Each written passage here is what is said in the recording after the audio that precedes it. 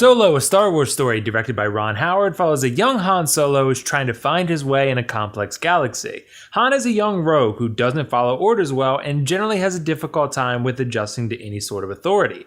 He's also in love with a woman named Kira, played by Emilia Clarke, that motivates him to get out of the slums of their home planet and make a life for themselves somewhere else. However, Han eventually joins a crew that's seeking to steal some extremely valuable resources, but before long they find themselves in a lot of trouble. As the stakes raise, Han Solo begins to adjust to his new lifestyle. Alright, so Solo has been a film that many have said that us Star Wars fans never wanted and never asked for, and I think I'd probably fall in that category because while I've always liked Han Solo, I never felt overly attached to the character, and I didn't necessarily feel like I needed to see a movie that focused on his formative years. But then the trailers started coming out, and I just started getting more excited with each passing one. And I felt like each trailer sort of built on the previous one and gave us little tastes as to sort of indicate what this movie's goal was. And the goal was to simply provide a backstory for an iconic character that many know and love, and it's a simple goal when you think about it. And like I mentioned, many people argued that we didn't need to know his backstory because we know that Han's a rogue and a smuggler, and that's kind of all we need. So this movie started off on shaky ground because it at least felt like a lot of people didn't even want it to begin with. But I actually ended up really enjoying it. Do I think it's an amazing film? No. But I definitely am glad it exists, and I had a really good time with it overall. I felt like it did what it set out to do, and that's to flesh out Han's backstory a little bit more, like I mentioned, and also introduce us to some new characters that he met during his formative years. Part of what makes this experience so much fun is all the new characters thrown into this mix. There's still some familiar faces here in Chewie and Lando, played by some other actors obviously, but there's other key players here that are great additions to the Star Wars universe as we know it. Emilia Clarke's character Kira is good, Woody Harrelson plays a criminal named Tobias Becca who's also pretty good, and Paul Bettany plays the main villain here whose name is Dryden, and he's also a nice addition. And finally a character named Enfys Nest shows up, and they're an awesome addition as well. I really like that character a lot. Star Wars has always been largely about the richness of the characters, and Solo adds to the vibrancy of the universe by introducing us to some great new characters. But the ones we already saw, like I mentioned, that are played by new actors are also excellent too. The big question though that everybody probably wants to know is how does Alden Ehrenreich do as Han Solo?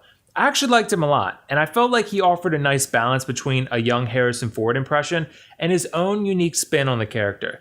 I feel like he walked the line pretty well by not completely throwing out that Harrison Ford style and magic that we all know and love, but also not completely relying on it and using it as a crutch as well.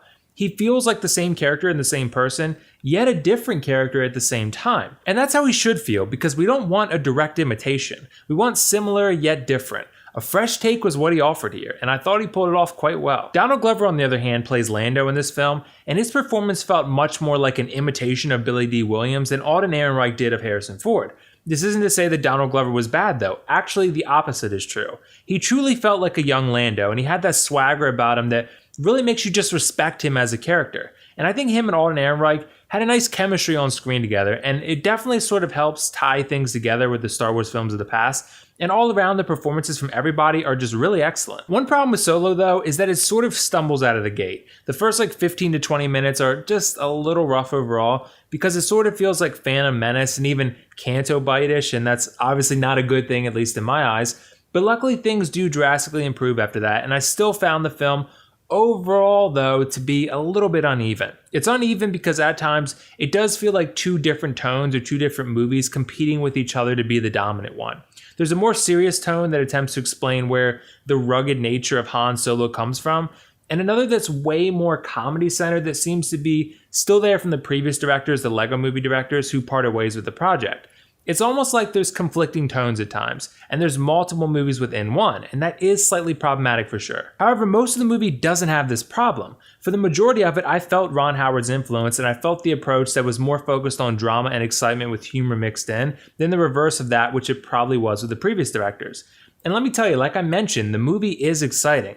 It's not always quite as big as I wanted it to be, but I really did have a blast watching these characters old and new try to pull off these crazy heist missions. And in that way, Solo actually does kind of feel like a heist film. They assemble a team where everyone has a unique set of skills and they're focused on pulling off a very risky job. This is all fun, and when you combine that with the more high-energy, action-packed stuff, you have a really fun movie. I also got to give credit to the cinematographers here, especially Bradford Young, who shot one of the better-looking Star Wars films we've seen yet. I think Star Wars is placing a heavier and heavier emphasis on the camera work presented to the audiences in these films. It's important because the viewer needs to feel like they're in a galaxy far, far away. That feeling of immersion is very important in a film like this, especially a Star Wars film. And Solo introduces you to a more in-depth look at the underbelly of the galaxy, but at the same time it still feels adventurous. And that's a tricky but well-executed balance here. As you can tell, I had a lot of fun with this one. So before we wrap up, I just want to briefly talk about the marketing for Solo. I find it weird that this is a Star Wars movie and not nearly as many people were excited for it as they normally would be with a Star Wars film. And the reason for that is probably multi-factored, but I'm willing to bet the two biggest factors are the behind-the-scenes turmoil, which a lot of people knew about, and the marketing itself. Because while I really liked the trailers, it felt like it was hit or miss for most. A lot of people didn't like them. I think in hindsight, the marketing didn't quite make the movie feel as big and as important as it probably should have.